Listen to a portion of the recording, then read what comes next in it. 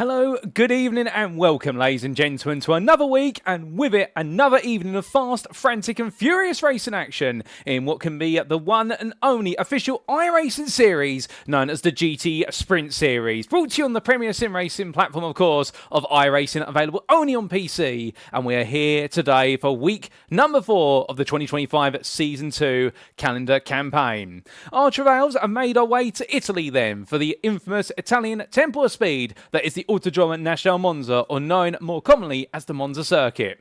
Spanning the best part of what is 5.75 kilometres and consisting of 11 corners, this is a circuit that is old school as they come, in the fact that over the course of its layout, its Grand Prix layout, which our drivers will be taking on today, they're going to need to be contesting what will be a whole multitude of chicanes, extended straights, and also some sweeping curves. But put it all together, lights out to checker flag, it's going to be a sprint down the straight into those heavy braking zones, after which it will be about return to full throttle as soon as possible to come away victorious after what will be our 45 minutes of racing. But where are my manners? Allow me to welcome you all to this live broadcast from Circuit Side, available on YouTube at youtube.com, and search for TX1 all 30 Paul Walsh, and welcome to you guys and girls tuning in via YouTube. And of course, today is our top split broadcast, albeit a couple of days earlier compared to our regular Friday slot. We're still covering what will be the top split today from the 1900 Greenwich Mean Time, that's GMT, or Universal Coordinate Time UTC session, albeit instead of our regular Friday slot, we are covering all the racing on what is Wednesday, the 9th of April, 2025, and well, that's due to a slight scheduling conflict, and it means we're only what is 24 hours effectively into what is this week of racing at the Italian circuit, but it also means we're going to see some new names on the grid, and with some fresh faces, of course, and some new faces, it's only going to serve to mix things up even more. And all your racing action, of course, brought to you live from Circuit Side by myself in the commentary booth, and my name is Paul Walsh, also known as TX1 or Britain a Spit, depending on what media you follow me on.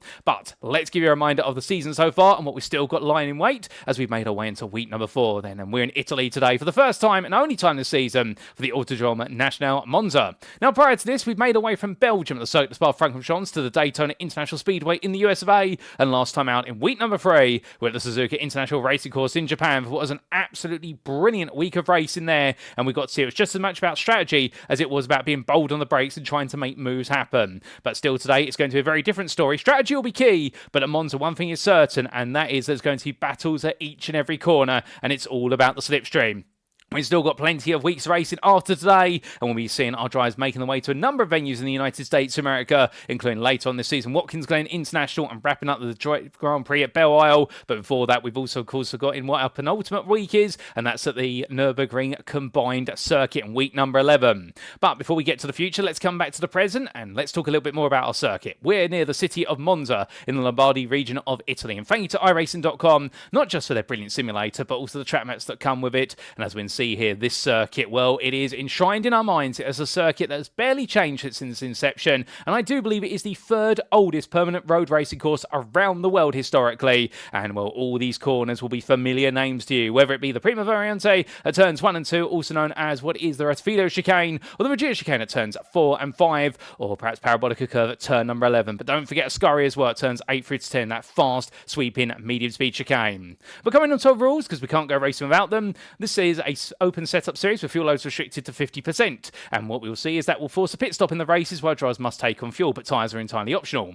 Race-wise, the grid shall be set via a closed qualifying session, which is currently ongoing, and the race shall commence via a rolling start, as is the tradition of the GTE Sprint Series, and our drivers shall receive a drive-through penalty if they accumulate 16 or more instant points, but go the distance to 25 instant points, and they'll find themselves being disqualified from the race. But that's enough rules, regulation, everything in between. We're here for the racing, and well, as we come back to circuit side, we do see where's our drivers making their way around, including their none other than Giovanni Lopez. A regular. Is a very misty day today at Monza, it must be said, at least in this qualifying session, and that's going to make visibility very challenging for our broadcast cameras, but we'll see the fog lights are on full there for our drivers. It's always great to see them absolutely shining on the high beam, and well, our drivers will also have a little bit of mild visibility, and that may just obscure some regular braking points as Lopez makes his way around for his final qualifying lap to complete his qualifying session. What's it going to be here as he comes to the timeline then? Currently a 10th off a pole man, none other than Javier Calabero, but it looks like Lopez there scoring high with what is a 42.880 in the Corvette C8R, and swipes back to pole position with Felix Grichel meanwhile taking P2 there in the Ford GT. And well, we do have a couple of other regulars we haven't seen recently or in recent weeks, including Gorkan Avicii, and we've also got some newcomers here today we'll be introducing when we do go onto the grid.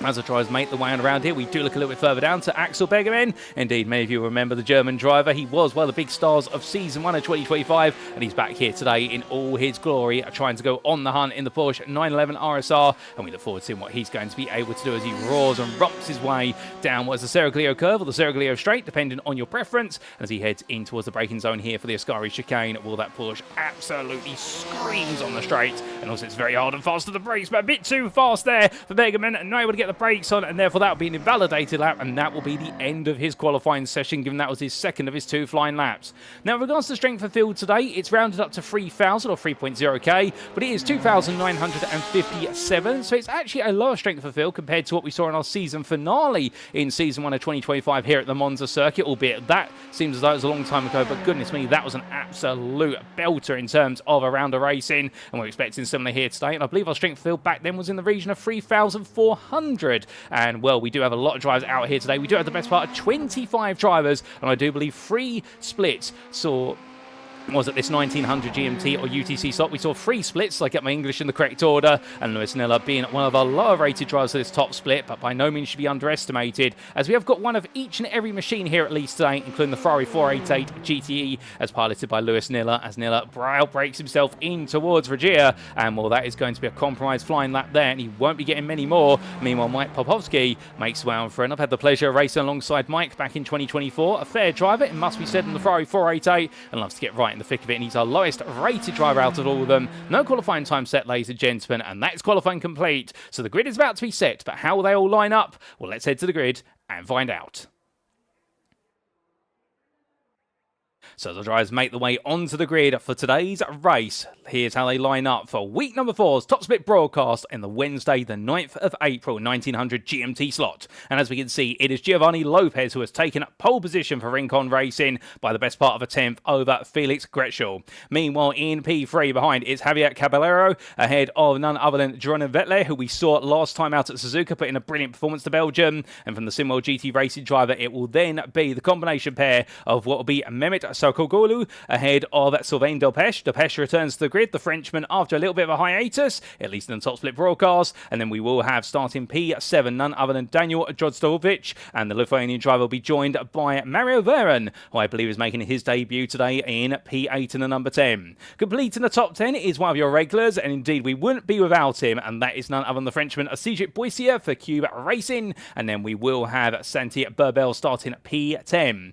Behind them on what will be row number 6 of the grid, it's going to be Gorkan Avicii from Switzerland, and then it will be the South African driver from Slowpoke Racing of none other than Stefan Kutzia. And then we do have on row number 7 the combination pair of Antonio Jose Catena Amescu ahead of what will be then starting P14 Jaroslav Coleman, and from the Polish driver to the Scandinavian of what will be Matthias Eriksson, we'll then have Axel Begerman starting P16, joining with Scandinavian, and Begerman there having one of his lower qualifying positions, but to be fair, he's normally faster in the races. It will then be starting P17 Wolfgang Stufken ahead of what will be the Brazilian driver of Jackson Dutra. And then we have completing your top 20, making his debut today from the United Kingdom for DCW Racing, it'll be Matty Wild, and then we'll have Carlo Panzoldi starting P20. And keep your eyes out for the BMW M8 driver, he does love some good battles from towards the back of the grid.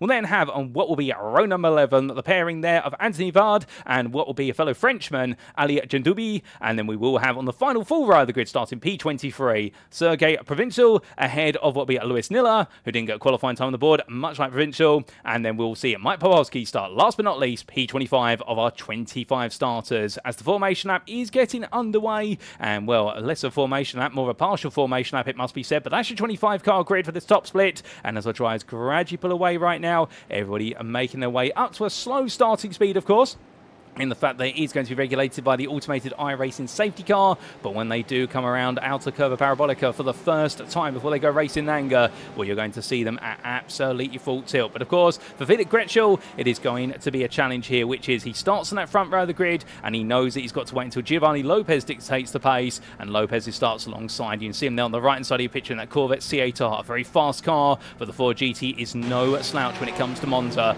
and we have a lot of car variety. A lot of Ferraris as well, it must be no noted, and some BMWs. There's a little bit of everything here as we look a bit further down the order and right on board from the dashboard of Anthony Vard. And we'll start in P19. The number 15 driver has got some hard work cut out for him here, but can look to carve his way through the field as time goes on. But as the field comes on down there towards the final corner of this pace lap, well, they'll make the way on through, and it will be to Giovanni Lopez to take us to green flag racing for the first and only time today as we make our way through the final corner. And it's over to Lopez to take us to the green.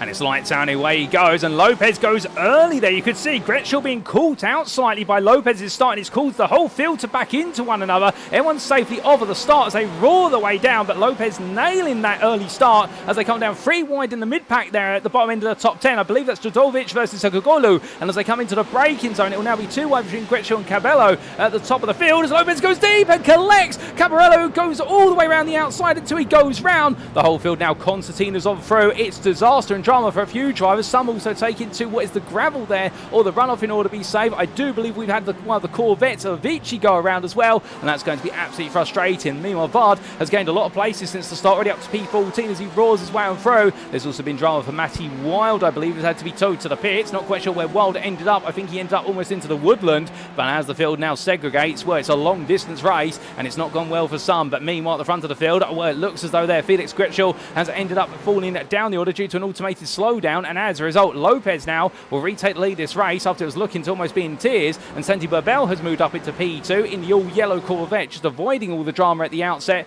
So it's been a dramatic start here at the Monza circuit, and I think the drama's going to continue, albeit in the right way, or as they roar their way and past our cameraman there and up towards what will be at the turn number 8-9 Fritz 10 combination into Ascari. That's going to move up the inside there onto what is Depeche by, well, no, in fact, Kurtz are being passed by Depeche there as I get my drivers in the right order, and the number 2 driver makes another move, regains what is P6 since the start of the race. But look at that from Girona Vettel, as we can see the Belgian driver now looking to try and go around the outside of the BMW of Stefan Kurtzer, and well, in the foreground, a picture Burbell up the inside here of Giovanni Lopez going all in. It's a lovely move from Burbell, and right now finding some pace out there in these early stages. They come towards the end of the first flying lap, and down towards the timeline they go. Dutra and Wild both in the pits, having had to tow to the pits, so it's been a nightmare start for them. But Bell roaring his way on through, but here comes Lopez now back in the tow, and this is where the racing gets very close because it's slipstream based racing here at Monza. Unless you can get at least a 2-second gap, then you can break away. But everyone now tucking into the slipstream inside that top 5. Meanwhile, at the bottom end of the top 10,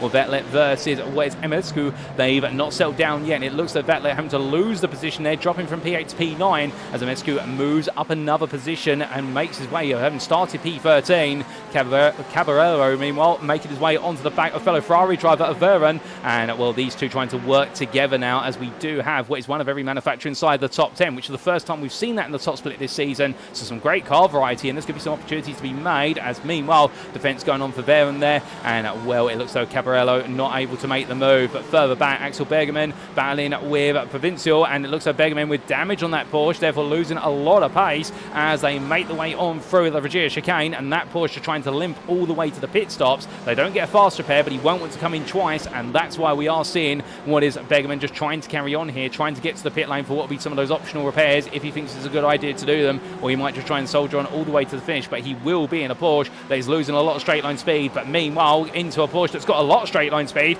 That is Vettel looking up the inside of Mescu, makes the move there for P8, another place gained as we look back from the rear here of what is the number 7. And right now Vettel absolutely flying. We had a bit of a dismal start. We'll get a replay of that race start shortly because there's a lot to unpick there in the space of what was 2 corners as the classic Curse of Monza turn 1 goes. But that's a big lunge under braking for the Corvette. Oh my good lord. And Mescu goes very wide, drifts his way into the gravel, avoids the barrier, and my good lord, how on earth did Mescu avoid going into the barrier there? That was completely sideways in that Corvette. Now that is some brilliant car control there to get the car away from the wall in time, but of course those tyres are going to be absolutely spiky hot now as they come on down. It's not over yet for Mescu, as Havard is going to look up the inside of the BMW M8 with its absolutely luminous grille, and as they come down in towards the braking zone, where we do know that BMW struggles under braking compared to its rivals, it's got a lot of straight line speed, it's also got some good stability.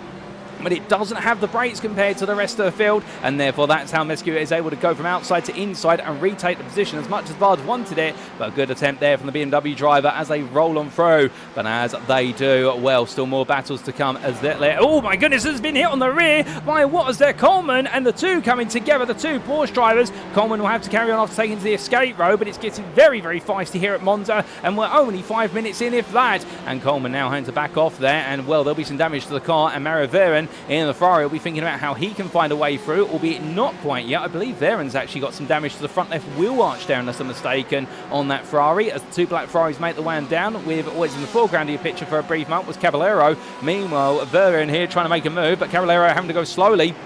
And I believe that's an automated slowdown penalty he's having to serve. So into the braking zone they go, and well, Coleman holding on here, but Veren all over the back of him as they start to find themselves for a bit of rhyme and rhythm. Or do they, as in fact Veren runs on wide, as it's going to be none other than Coleman who has to take a slowdown penalty there for his track limit. So you have to have Coleman losing out more places. He's going to lose one, he's going to lose two, he's going to lose three, he's going to go for four here in terms of his loss, as it's going to be, let's go up the inside at the corner where he went very deep only moments ago, but this time he absolutely nails it on the brake and he doesn't have to worry about that anymore. But as he comes up through, well, oh my goodness, and what on earth's happened there? That is the Ferrari of Stufken, who's gone out very wide, and as a result, right now for Wolfgang Stufken, it is going to be an absolute nightmare, which drops him down to P18. Well, there's drama from lap to lap, and whilst all this is happening, well, looking up a little bit further into P13 is Ali Jandui, as he makes his way up the inside here in what will be the black Ferrari versus the lime green and blue Ferrari of Popovsky. But in the end, Popovsky holds the position, as it's going to be Jandui who tucks in behind. But as they make the way through turns 1 and 2, we look back to the front of the field, and Burbel, Lopez and Gretschel all together here right now, albeit Gretschel all over the back of the race leaders of Burbel and Lopez. And this Ford GT right now, well, I can tell you one thing, Gretschel at was Suzuka, it didn't quite work out for him the way he wanted it to, but here today in that Ford GT is absolutely on the attack, and well, as he rolls his way through the second of two Lesmos, it's going to be all about here trying to keep in that toe and stay with them until the pit stops, and then try to work the strategy. Do you come in at the same time, or do you try and pit a little bit early and get the undercut knowing you won't have the toe, or conversely go for the overcut, not have the toe once again, but gain an actual lap time at the expense of some fuel? Well, Gretschel, and much like Burbel and Lopez, will all know what strategy they're trying to go for. We can only predict it, but right now Felix Gretschel, you've got to imagine it will play the game of fuel saving and make sure he doesn't bring Boisia or Drodovic into this conversation, because otherwise we could have a five-way fight for the win. That'd be great for us as spectators, but if you're a Ford GT driver trying to go for the win here at Monza, you don't want any more balloon drills involved here, as we can see Burbel turning in nice and early. Lopez letting the car go a little bit deep, perhaps to protect the left-hand side tyres and the brakes, but right now all three drivers here running absolutely to the limit of what they're willing to do in order to get this race to go deeper and deeper into the distance. But we can see that 2-second gap then to P4 driver Boisia as he makes his way on down, and then it is Drodovic ahead of Delpeche as they head onwards towards what will be turn number 1 once again onto the brakes, as Gretschel getting very close side by side there versus Lopez, practically rubbing the paint off of the Corvette. That's how close they were. Boisia meanwhile keeping Delpeche and Drodovic behind. In fact, Delpeche gaining the place there at the back off of Drodovic as they roared their way out of that braking zone, and well, a change of places there, very rapid change indeed, but you can definitely feel that right now there's no love lost between these drivers, and in fact they're not really thinking about strategy, they're thinking about just trying to take places. But indeed, in terms of taking things slowly right now, well, we can take our time because we've got a bit of breathing room to take a look back at what happened at the start of the race. And without further ado, ladies and gentlemen, I believe we are going to get a replay of the green flag, and here it is, that replay. And well, we take a look from what was the external camera views, and as they made the way down, that start from Lopez really caught out what was the top 6 drivers bar himself. A brilliantly executed start there to get everyone to queue up behind each other, and as they made the way down to the braking zone, alternate camera angle here, we don't see is Lopez is going to go deep, and Gretschel sees an opportunity, as does what was there, I do believe, a Ferrari driver who ended up getting escorted wide, and the whole field then came into the scene of the incident. Matty Wild being turned around there in the white Corvette, I believe. No, in fact, Wild just being sent straight on in what was the Porsche. Allow me to correct myself, and in the end trying to get the car stopped, with the car completely broken, and he's got nowhere to go other than straight across the road, and it ends up in complete disaster. Can we get a look back from Wild's perspective? I think we can at this race start, and well, he had a very slow start here by comparison as he got himself underway, and well, as he did so eventually, and well, roaring their way on down, we're going to see here exactly what happens to Wild. He'll come into the scene of the incident. I believe he'll be escorted wide out of turn number 2.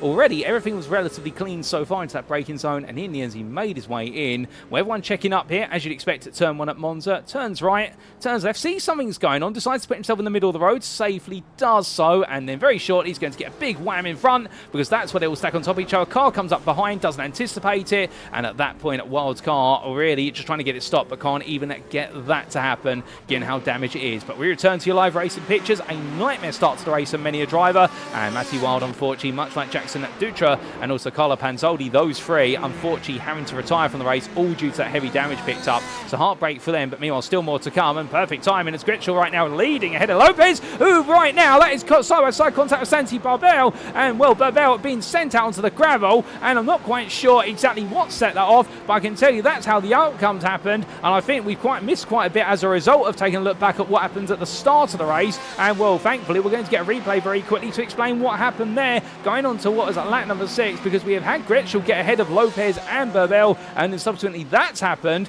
We have a replay then, and that's going to explain, and here we go, ladies and gentlemen.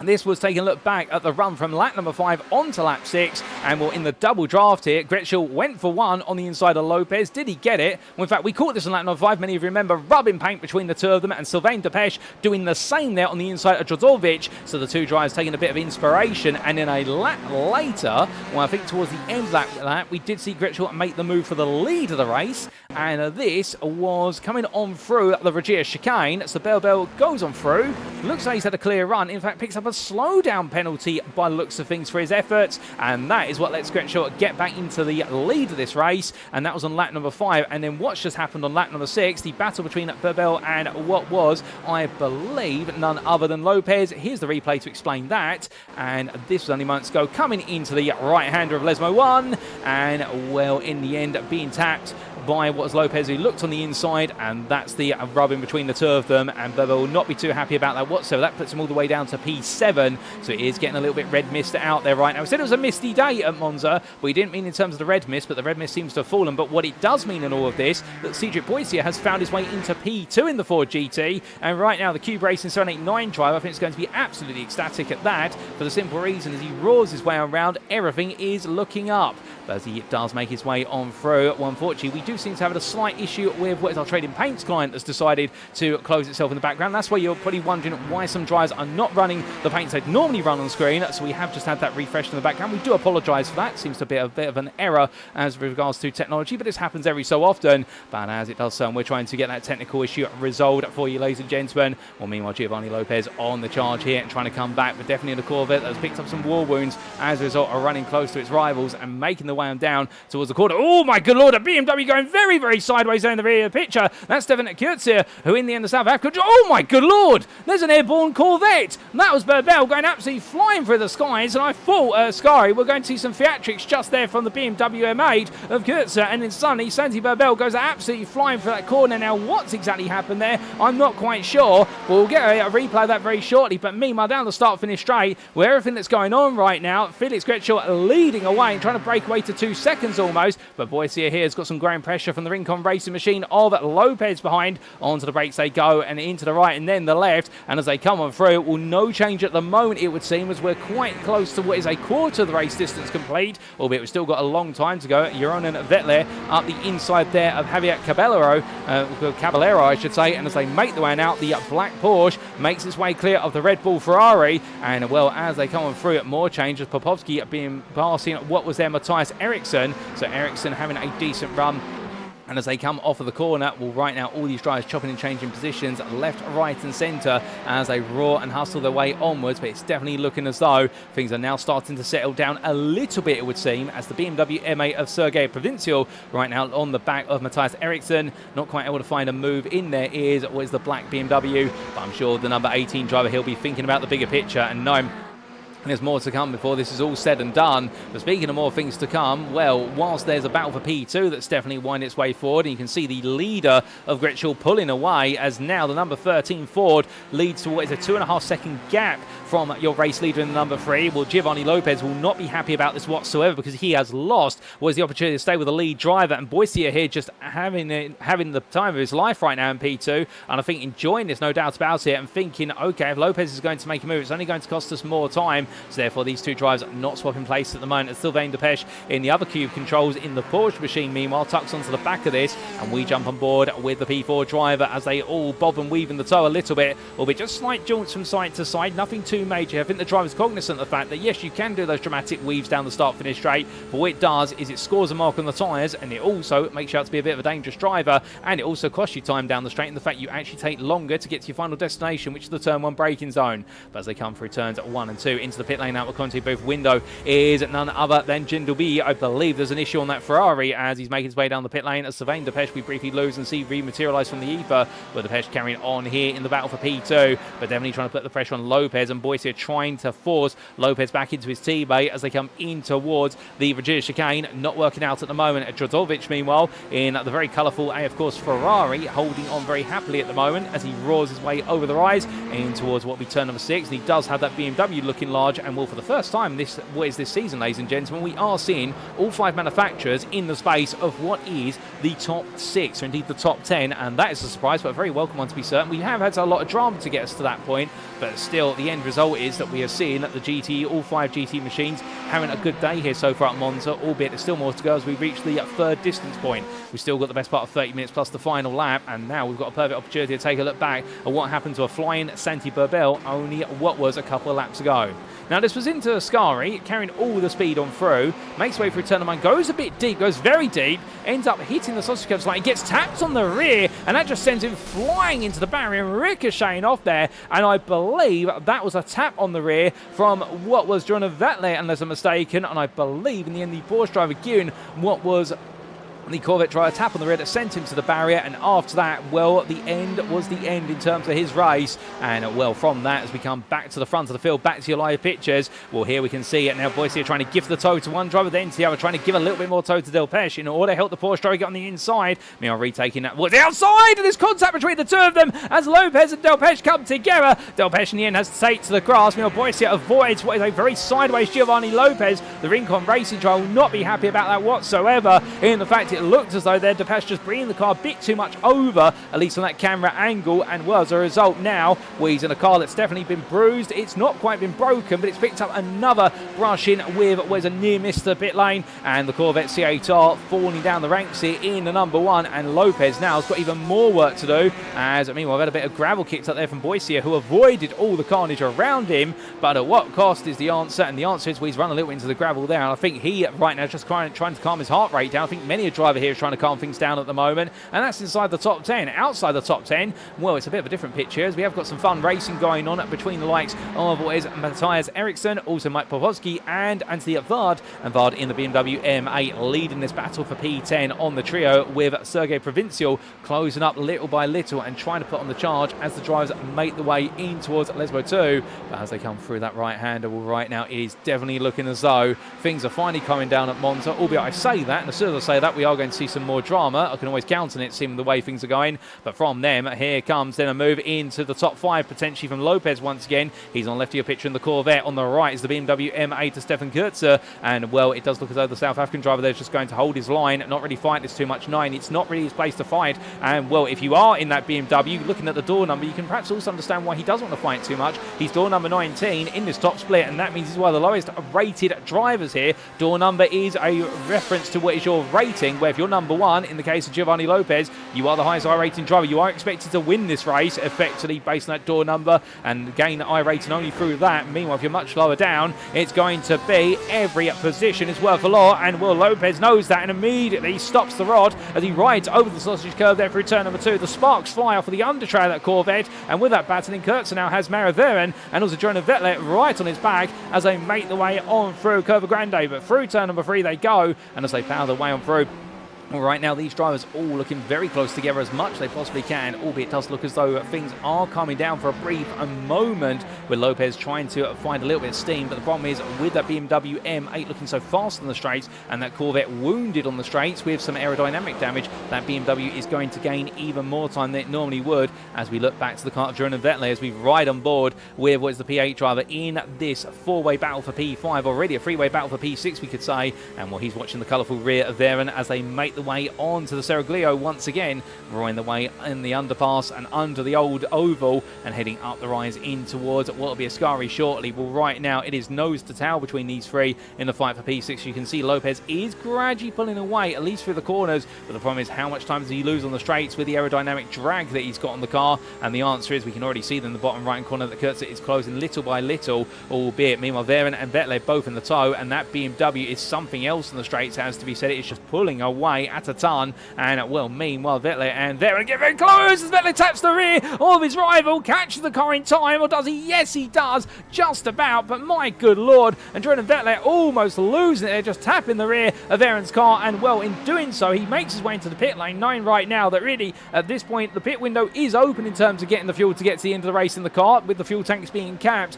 but the problem is for Vettel, he's lost his tow, so therefore he might as well come in because he's got nothing to lose now. Meanwhile, speaking of things to lose here, was it a place to lose for Anthony Verd as it's going to be Matthias Eriksson up the inside on the long stretch down towards turn number 1. Pawlowski just watches in the background here and Eriksson gets ahead. Pawlowski comes in razor sharp and razor hot here in the number 25 and in the end is not quite able to make the move but stays P10 for now, keeping an eye, and that's P10 on circuit with strategy now playing out for a number of drivers as Jordan Vettel is leaving the pit lane as I look at my quality booth window. Further back, meanwhile, the driver who had to come into the pits quite early, Ali Gendoubi, we can see here the Frenchman on the back of Axel Bergerman as they come across that timeline, and Bergerman still in that wounded Porsche, having not pitted as of yet, just trying to soldier on, but you can see, look at the straight line speed difference between the two of them, and that is going to be Gendoubi getting up the inside there and making that move count pretty much immediately as he comes onto the brakes and clears turn number 1. And number 17 driver's next target will be Lewis Niller, who is the best part of 7.5 seconds up the road on the pair of them. But as they make the way apart from each other once again, well, from them we look back towards the front of the field, and Gretschel right now, your leader in the Ford GT by the best part of 3.5 seconds over Sylvain Depeche, and Depeche lapping about a tenth or two on average slower compared to Gretschel, so that Ford has been set up very nicely for this Monza circuit. That's not to say that Depeche hasn't got it right either, but it does look as though Gretschel right now in a much more comfortable state of race, and as they come out of the final corner, will we see Depeche go into the pit lane? No, he doesn't. He just cuts the run across the start-finish line, trying to shorten that run as much as possible, but another 1.5 tenths lost there for Delpech. He just doesn't have a response at this time. Then again, on low fuel, that might be the difference, and there could be some fuel saving going on here for some of our leading drivers, and that might be all part of the strategy to try and close the gap, as right now it's P2, P3 for Cube Racing, and Boise are trying to chase down with Delpech on Gretschel, but you can see there Daniel Drozovic in P4, the Ferrari, the first of our Ferraris right now, in a bit of a lonely P4, 3 seconds off of the top 3, in turn at 4.5 seconds clear of P5, and it's Stefan Kurtzer who is in P5 in the BMW M8, and it's the first time all season we have not seen a Corvette inside the top 10 for some time, albeit strategy and instance have played a lot into the hands of that, we should point out, so therefore this is a bit of an exceptional race, but it is a rarity in the fact that normally we would be seeing a lot of Corvettes up there, but right now through circumstance or strategy the Corvettes have all been relegated down the order, and the leading Corvette is Giovanni Lopez. In fact, I believe he's one of only 2 Corvettes still running in this race, the other one being Gökhan Avicii, albeit Avicii being down in P20, almost a lap down at this point, so it's definitely a very, very different race here at Monza, and well, as our drivers make the way through, we do still have some plenty of battling to come as we reach the halfway point, and we're speaking of battling to come, we ride on board here with the Ferrari of Mario Veren, and well, the number, what is 10 driver, and tucked in behind the 19 BMW. Free left-hander they go. Ascari, you can see there just a bit of a run deep from what was Kurtzer, and Kurtzer now bringing it back together, but losing time through the corners. That BMW, again, it just struggles so much under braking compared to its peers. Now, this Ferrari, to be fair, is no princess when it comes to its ability on the brakes to dance its way through. It is a very delicate kind, and in some respects, you could say it's a bit of a princess in terms of how it wants to be treated. If you can keep it within the optimum operating window in terms of tyres and brake temperatures, this Ferrari can go very well, but as soon as you fall out of that window, that's where the problems begin. But Veren right now, knowing he's got to be absolutely glued to the slipstream of what is Kurtzer in order to be able to try and look for a move later on in a given lap. And as they draft their way down towards turn number 1, we can see he's in the tow. He's gaining very, very gradually, but by no means is he gradually gaining enough. And with Veren right now, just waiting out. I think he was thinking about potentially lunging up the inside. It did look as though some fuel saving was being done by Kurtzer there with what was about 100 yards to go before the braking zone for turn number 1. But Veren here just simply respecting the fact that to get this move done, he's going to do it in a corner or on a strategy advantage, because right now that BMW just got too much in the legs on the straights. And here we go once again, going through three. Does Varen go for it this time? He thinks about it, but you can see, again, pulls out the toe, but it's too late. He's in the braking zone, but it's going to be a poor run there from Kurtz as they make the way through Regia. And Varen looking to the inside now. Well, this is going to be his golden opportunity. If he looks for it, he's going to look for it into one of the two Lesmos. And as they come through turn number 6, well, he's not going to get it there, but he's putting the pressure on as he runs a little bit wide himself, coming out of turn 6 in towards 7. More pit stops going on off camera, and also some battles further afield, but we're staying to fix this battle for P5. And Varen close, but not quite close enough here. 2 tenths is the separation as they make the way on towards Ascari. And well, right now Varen closer this time. He's the closest he's ever been. He's got to go for this, surely. No, he decides not to. Just put the pressure on Ascari. Okay, oh my good lord, and that is a big lock up there from what was Kurtzer. The car just letting go on the rear, and well, in the end, Varen putting the brakes on, but no, if you put the brakes on too hard, he'd end up going into what was the side of Kurtzer either way. So having to gently put the brakes on there, but I think not knowing what to do and tapping Kurtzer and sending him further around, and what it does mean that Varen will gain the place, but Stefan Kurtzer won't be too happy about being given the biff after losing it under his own volition. The pressure built, but in the end, I think the pressure got to both drivers, but Varen does take P5, but not in the way he expected it whatsoever, and he's taking some damage with it. But with Kurtzer now getting himself back up to speed, well, that brings Matthias Eriksson and Mike Popovsky into the picture very quickly here as they make the way on through the final corner. And well, Kurtzer into the pit lane. Does Eriksson come on in? No, he does not. Does Popovsky come on in? No, he does not. He has recently passed Anthony Vard, in fact, the BMW driver now behind. Do we have a replay to explain exactly how that's happened? Yes, we do, and here it is. Now here was the replay of how Popovsky made the move on Vard in towards the Regia chicanes. They made the way in. Vard just taking too much apex curb, and in the end it takes a trip to the gravel, just misses the tyre barrier by a hair's width, and that is some very quick car control there from Vard to get the car away from the tyre barrier. Otherwise that could have been in tears, and in the end bringing himself back together, but that could have been an absolute nightmare moment as we return to your live racing. And well, as we do, Popovsky absolutely demonstrating right now that sometimes just being consistent is where you're going to get all the rewards. He's up into P7, albeit this is on track. Not on strategy, but strategy-wise, he's going to be down somewhere in the region of about P11 at P12, unless we're mistaken. But still, given the fact he started P25, I don't think he's going to be too upset about the fact that he's making this work, and he's got some way to go. Javier Caballero, meanwhile, in the Ferrari, he's one of many drivers who have pitted, and as he makes his way from left into right here, as they bounce the way over the curves, much like Giovanni Lopez. Well, Lopez there, they haven't done much repair work to that front bumper, understandably so, because they've got a race to go, and we're making the way on through at Lesmo 1. The Ferrari driver here just trying to stay with the fastest man on circuit in terms of when he was in a car that wasn't wounded. And well, meanwhile, I think Lopez just trying to see what he can salvage from this one, and Caballero trying to do the same as well, because these two both had some sparks flying in the early stages, but it's all gone backwards since then. As meanwhile, your race leaders into the pit lane. This is Felix Gretschel, and behind him is Sylvain Depeche, also Sigit Boisier, Daniel Trozovic, and Mary Varen. They're all in from the top 5 places, so therefore they've taken the fuel tanks as far as they can, or at least they want to, and I suspect this is guided just as much about being wanting to be in a pack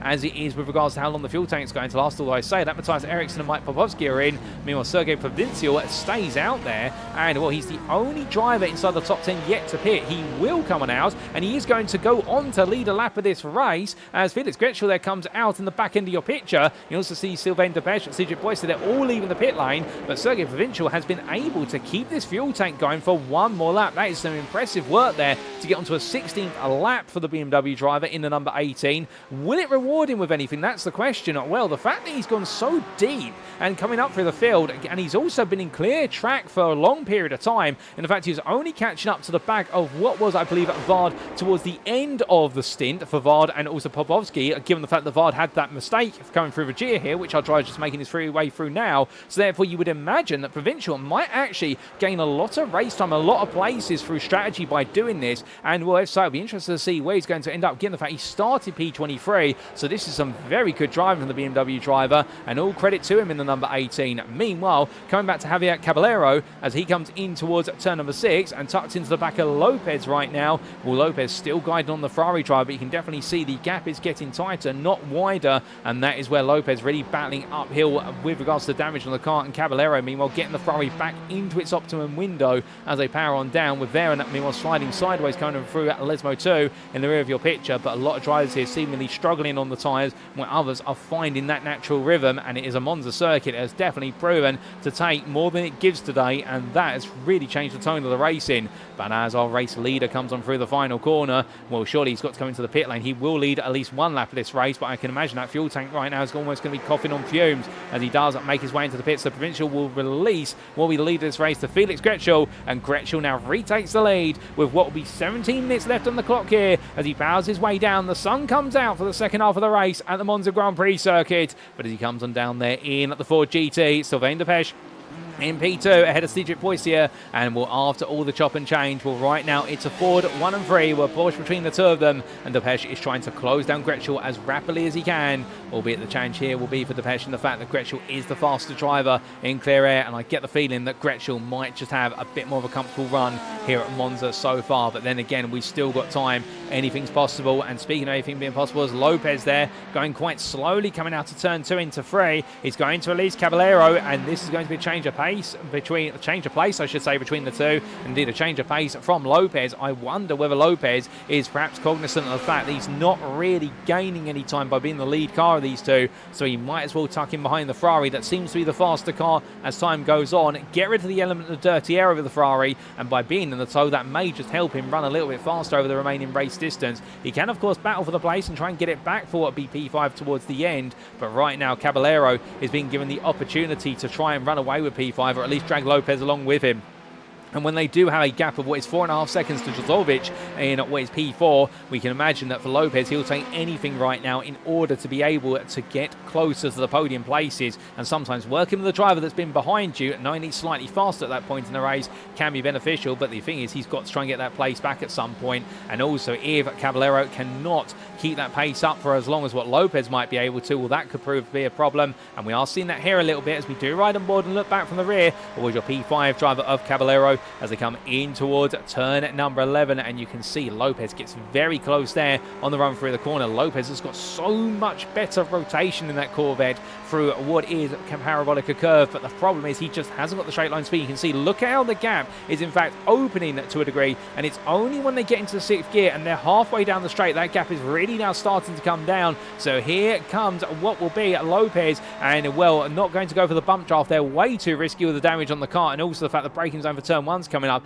But there you can see the fact the aero damage on that Corvette is such that it is costing him so much time as they make the way up towards turn number 3, and it's frustrating right now because he knows that if he had a car that wasn't wounded, he'd have so much more pace at his fingertips, but unfortunately it's not the way it's going, and therefore right now he's been relegated to a battle for P5 against a driver who is a little bit faster on the straights but hasn't got the speed in the corners. But unfortunately, we're at a circuit where it's all about the speed on the straights and just getting a decent exit from the corners. A Caballero there running very sideways coming out of what was Regia chicane, and well, with this, what it is meaning that Mario Veron is actually closing on these drivers in front, and he is closing at a rate of what is half a second a lap currently, it would seem, as they make the way onwards towards Lesmo 2. He has got Jeroen and Vettel behind, and Vettel is not really closing in that Porsche 911 RSI. In fact, he's standing about the same distance, but as they power their way down Serraglio, it could be still chop and change between them. As meanwhile, we look to Lewis Niller, who has had a bit of a moment only moments ago, I believe. In fact, it's not Niller who's had a moment, it's Stuffgun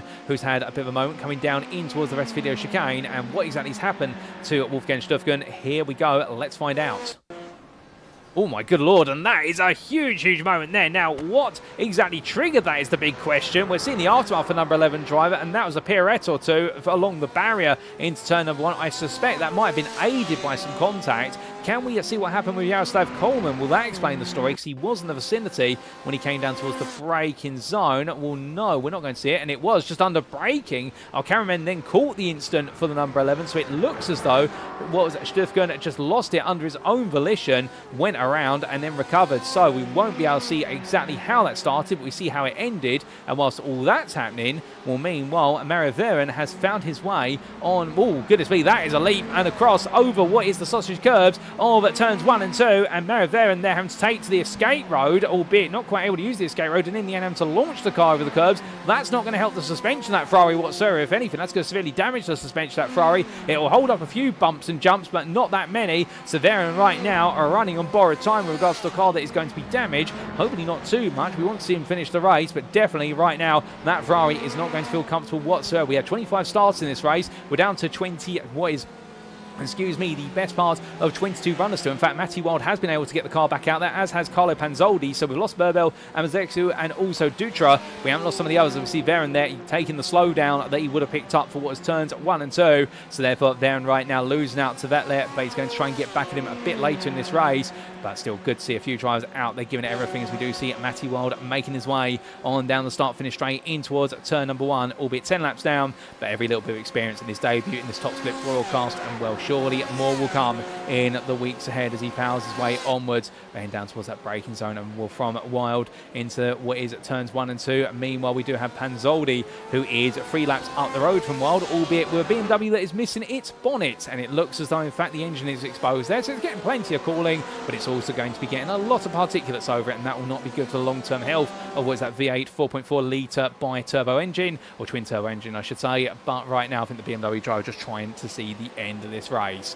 But from them, let's come back to a battle for P5, and this is Lopez on the inside of Caballero in towards turn number 1. Remember, Lopez did fall behind. He let Caballero go only at what was about 4 laps to go, but now Lopez getting back ahead, so not happy with the fact the Ferrari driver is fast on the straights, but he hasn't got enough really to pull the two of them along towards Trzovic. So therefore, it's looking as though this is going to be a locked-in fight for P5 all the way to the end. The Ferrari driver, who you can see in the foreground of your camera shot, is just too fast at the moment for the two to work together to close up on him. So therefore, it is going to come down to who's going to be the last of these two to finish inside the top 5. And well, as they roar the way in towards Lesmo 1, well, from them, looking back to what is Mario Varen and Jordan Vettel. Well, Vettel having a bit of a poor run there coming out of Regia.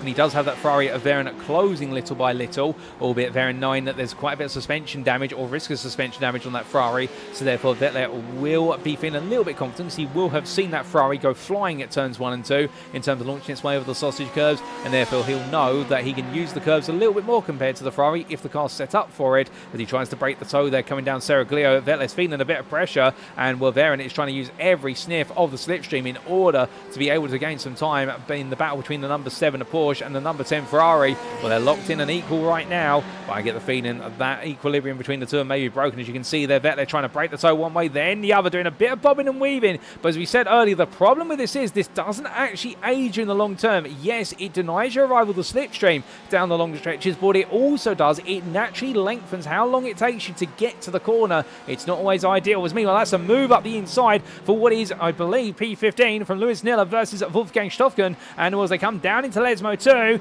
well, it's going to be a return counter-attack there from Stoffgen, but he's not able to make it happen, and Niller making a brilliant move there. But now it's going to be the drag race down Seraglio, and we'll see the difference of the two Ferraris here as Stoffgen goes around the outside. He's going to try and stay all the way around the outside versus Niller in towards the braking zone. Niller in the end decides to back out and tuck in, so therefore it will be a swap position, and P15 goes back the way of Wolfgang Stoffgen. But brilliant racing between these two. The number 11 making its way back for ahead of the number 20, but the number 20 in a very colourful livery, it must be said. Well, back on the charge here, it's not quite done. Stoffgen goes defensive on the inside immediately, and you can see Niller tucking it in, trying to pick up as much toe as possible here as they power their way along before they go down to turn number 11. And on that inside, it's going to be very bold on the brake. Stoffgen has to give the space, and in the end, the WeatherTech Ferrari goes on the inside. Around they come then, too wide on the corner exit. Well, the battles may have calmed down inside the top 10, but they haven't calmed down at the bottom end of the top 15. This is for 15th position, and as they head towards the timeline, well, who's got the better toe? Who's got the better slipstream here? And well, it is going to be Niller, who's got less top speed by comparison with Stoffgen. There's the tail. Stoffgen trying to break the toe here, and will have to settle down into a braking zone, as otherwise it's going to be some very dangerous braking. And in the end,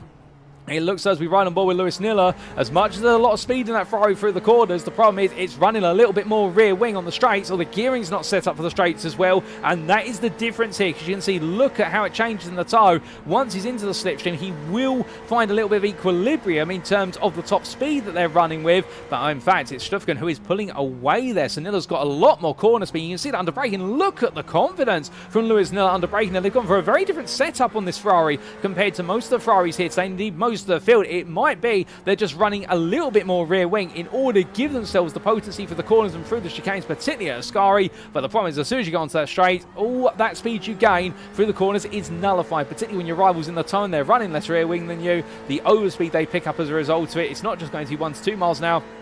Going to be just as much as 4 or 5. And you see the Stoffgen trying to make sure the toe is broken, a little bit bob and weave. Nilla not really falling for it and recognising at that point of circular, all you're doing is hurting your speed, and therefore Nilla now carrying the speed through. Goes for a little bit of a later apex at turn number 9. That's going to set up the run through 10. It gets the best possible run here. 2.5 attempts as they exit, closing little by little. Absolutely dedicated to the draft here is the number 20. Stoffgen defends the inside initially. Nilla now might have to decide whether to go for the break. Stoffgen goes defensive here, sees what Nilla's trying to do. Sees that the number 20 driver's almost trying to go all in on the brakes, but not able to. And as they exit the corner, Stoffgen's got the overspeed initially, but now Nilla will pick up that tyre as they get very close to the pit wall there. That is a hair raiser if I've ever seen one, as they power the one down. We'll tuck it back in, and you can see Nilla's got all the speed initially in the toe and then lose it all. And right now for Lewis Nilla, this has got to be one of the most frustrating battles you could have. He's going to go around the outside. He's going to try under braking. Too wide, they enter the opening chicane. Too wide, they exit for a brief moment, and Stoffgen just runs it around the outside. Fantastic action between them, but right now Wolfgang Stoffgen, for everything that Lewis Nilla can throw at him, he's got an answer for it, at least for now, but I suspect those answers might be found wanting as the laps continue to accumulate.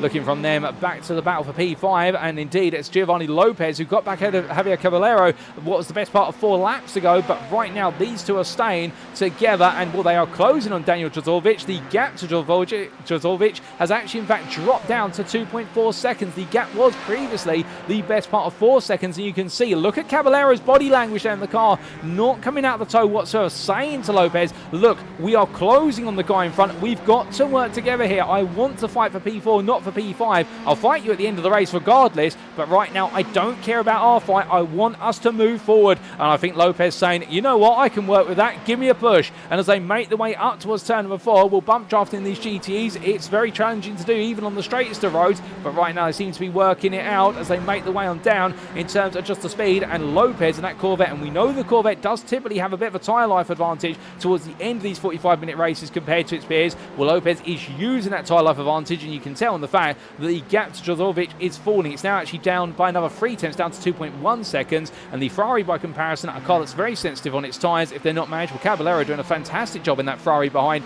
in keeping those tyres in a comfortable spot, but meanwhile Jozorvic, I think, has just pushed the compound a little bit too far, and therefore as they make the way in towards Ascari this time with 5 minutes left on the clock, well, if the rate of closure continues like this, then there will be a battle for P4 most likely on that final lap, because they are almost into slipstream territory here. The gap now down to 1.9 seconds, so Lopez will be getting a very distant sniff of the toe, albeit with the damage on the car he will lose straight line speed here, and Jozorvic will be able to open that gap back up. But that gap gets down to 1.5 seconds, then that damage will not be felt as much compared to the outweighing of the toe, and it's not as though they're running drag reduction systems or DRS that you would see in Formula 1, but the slipstream on these GTEs, when you start to feel it, it is noticeable as they come on down, because these cars have a lot less aero compared to their replacement GT3 counterparts that have replaced them in what is the World Endurance Series, or the WEC, and as part of the GT Le Mans class. But either way, as they make the way down here, when they pick up a draft, they definitely notice it with the less aerodynamic bodywork. And coming into that braking zone for turn 1, well, Lopez right now 9. He's just got to find a couple more attempts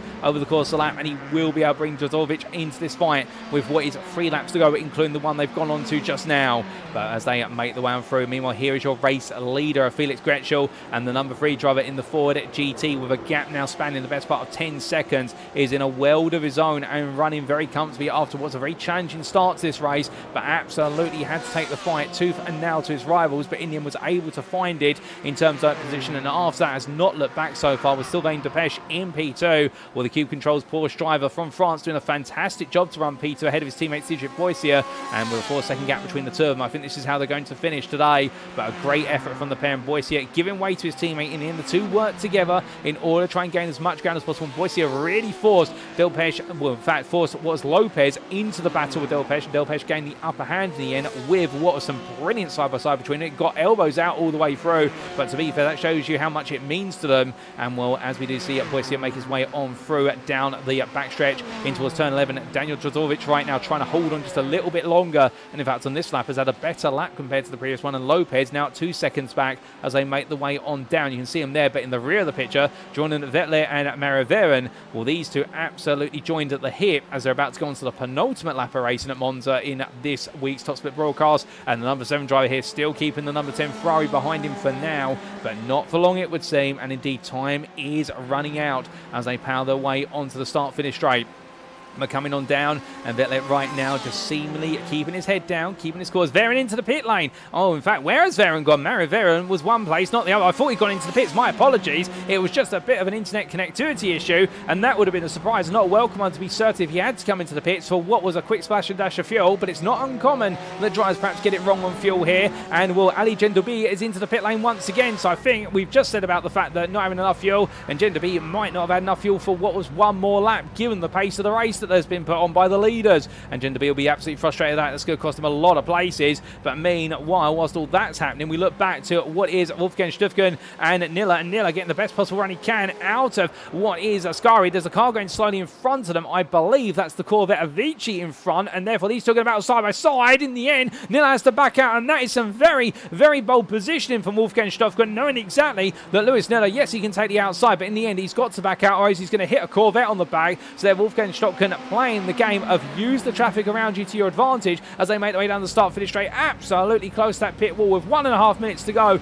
These two right now absolutely locking horns here. You would think they were battling for the win. They're battling for P15, but to them, this is battling for the win effective of their race. And heading on down, well, Nilla's going around the outside again, tries to go in on the brakes, a big lock up on the front right brake, and Lewis Nilla will suddenly lose all that time he's gained, and I think that might be the end of that battle for a brief moment. But meanwhile, with all that happening, Felix Gretschel goes on to one final lap of racing here today at Monza, lap number 26. He'll have a minute left on the clock when he started it, but he won't have any time on the clock when he ends it, and that'll be the end of the race distance. But he makes way through now in a comfortable 10.5 second lead, and it's looking all eyes up here. As meanwhile, well, the battle for P5 in the end wasn't able to become a battle for P4, with Daniel Jozorvic keeping a 2.2 second gap to Giovanni Lopez and Javier Caballero. But right now, could we see Lopez and Caballero go toe-to-toe one more time here, or will they stay as they were? That'll be the big question. Well, it looks as though right now that Lopez has in fact been able to open that gap back up, and if so, he'll be feeling quite confident with that,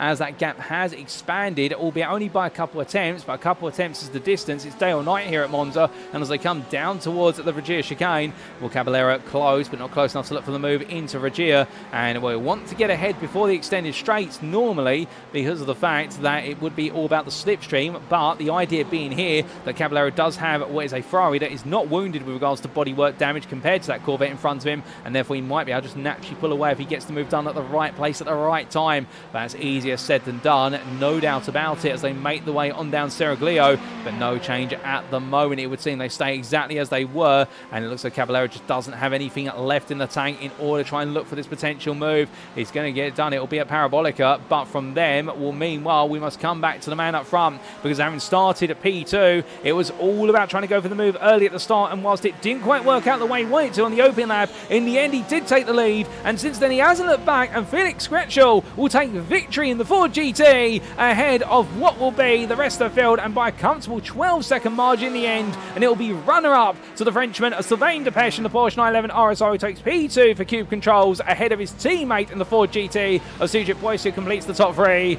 Daniel Jozorvic does an absolutely brilliant job of finishing P4 in the Ferrari 488 ahead of Giovanni Lopez, who takes 5th place ahead of Javier Caballero, and then it will be Jeroen Vettel who holds on to P7 ahead of a fast charging Mario Varen, and I think he'll be hoping he had a bit more tyre life there, and then it will be Matthias Eriksson with a P15 start, a P9 finishing the 22, and what a drive from the Ferrari driver, absolutely clinical, with Sergei Provincial completing a top 10 there in the BMW M8, and well, it is the first time this season we have seen all 5 manufacturers inside the top 10 at the checker flag, with Mike Popovsky P11 best the rest ahead of Anthony Vard in the Q Controls at BMW M8. A solid drive from him as well. And started at what was P21. Ali Gendobi will take P13 in the end. He's still got a race to finish, so let's keep an eye on them all as they make the way towards their checkered flag. We have had the checkered flag already for Mehmet Sakogolu, and also I believe Carlo Penzoldi and Matty Wild, who have finished at least one, if not multiple laps down. And we will have what is a lap down finisher of Gorkan Avicii coming on through in due course. But here comes Ali Gendobi to finish P13, and then it will be Stefan Kurtzu coming home P14 in the BMW M8. Challenging race today for the number 19 driver driver, and what could have been wasn't to be. He could have perhaps had a top 10 on a different day, but still, he'll take the positives from today. And in the battle for P15, it will be Wolfgang Stüffgen, who just holds off Lewis Niller to the finish. But what a ferocious fight between these two, and really two of the stars of today. They may have been towards the back of the field, but definitely keeping the entertainment flowing. And then Axel Begerman will take P17, the German, ahead of Jaroslav Kohlmann at P18, and then it will be Gorkanovici who finishes P20, a lap down. But what a race, ladies and gentlemen, and the Cube Controls drivers make the way on their cool-down laps, and well, it's going to be definitely a cool-down lap to be savoured here for Cedric Boycier and Sylvain Depech, both of them working together as teammates and absolutely making some magic happen. Well, let's take a look to those race results, subject to any stewards' inquiries, and well, I do believe here they come in, ladies and gentlemen. Those results, subject to any stewards' inquiries, and after 45 minutes of racing in the Week 4 Top Split broadcast for the 2025 Season 2 iRacing official GTE Sprint Series at the Monza Grand Prix circuit, we did see Felix Gretschel take what was victory in the end by 12.6 seconds over Sylvain Depech. P2 to Sylvain Depech then, ahead of Cube Racing, his teammate of Cedric Boycier. It was 2 Ford GTs on that podium, 1 in P1 and 1 in P3 of a Porsche between the two of them. And then the first of our Ferraris, Daniel Jodorovic, P4 there, and a solid drive for Lithuanian, and indeed another heads-down finish by the best part of what was 2.2 seconds over Giovanni Lopez. For the Rincon Racing driver, he'll be absolutely fuming with how things played out today. Nothing went his way whatsoever, but still, the Spaniard's got to keep his head high and knowing that Corvette C8R, with the damage he had on the car, still to take a top 5, it's no mean feat. Javier Caballero, P6, the privateer, ahead of Jeroen Vettel, with the Simwell GT Racing driver, in the end, just outpacing Mario Veren, but credit where it's due to the Ferrari driver in the number 10. He put on a brilliant drive, chasing down Vettel, but just didn't have enough on what was the times of that Ferrari to make the move happen. Matthias Eriksson in an absolutely clinical race. He may have been quiet for the majority of the race, but to be fair, the Scandinavian driver, sometimes you got to be quiet in order to have a good one, and he took P9 from a P15 start, with Sergei Provincial at P10 there, completing a top 10 in the BMW M8. Mike Popovsky, P11 there, best of the rest in his first Top Split broadcast debut, and then we did see Anthony Vard, P12, the Frenchman, for Cube Controls in the BMW M8, with that big off, just missing the barrier at the Regia chicane. It could have been a very different story, but thankfully it wasn't, and in the end, a P12 were hard-earned one at that in the number 15. Ali Genderby finished P13 ahead of Stephen Kurtzer, with what was Wolfgang Stüffgen holding on to P15 by a hair versus Conrad's Racing and Lewis Niller, and then we did see Axel Begerman and Jaroslav Kohlmann completing your lead lap finishers. From P18, it was the P19 of Mehmet Sakokolu, who was a lap down. The same for a lap down for Gorkan Avicii, who completed the top 20, and then we did see, outside the top 20, not to be forgotten about, Carlo Panzoldi, who was 8 laps down, but still made it to the checker flag. 11 laps down to Matty Wild, who also saw the checker flag. Congratulations to him on his debut, albeit not the debut he wanted, but still credit where it's due. So you've got to finish the races even when it goes wrong, and that's what it's all about. And then we did see the unfortunate retirements due to damage picked up for Santi Burbel. That huge instant was Ascari seeing the car catapulted into the air, and the number 4 driving the having to retire due to damage. Also the same for what was none other than Antonio Jose Catena Amascu, and also there Jackson Dutra, the 3 drivers not seeing that checker flag. So 25 starters, 22 finishers, ladies and gentlemen, and 18 of them on the lead lap.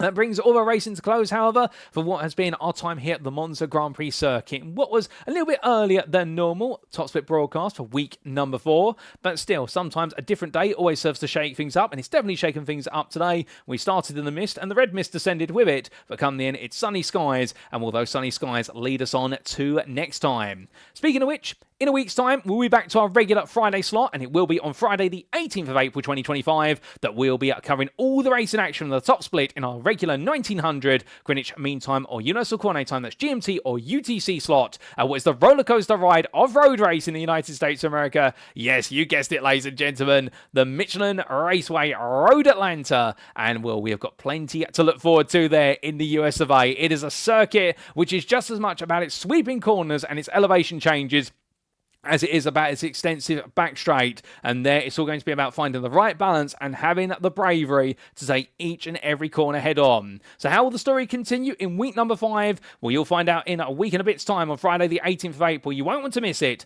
but until then, we have been the iRacing official GTE Sprint Series. I've been your host and commentator, Paul TX141 Walsh, also known as Britain a Spit, depending on what media you follow me on. And until next time, remember to stay safe, stay well, stay smiling, have a brilliant rest of your week ahead, and most importantly, ladies and gentlemen, remember to stay on track. Good night.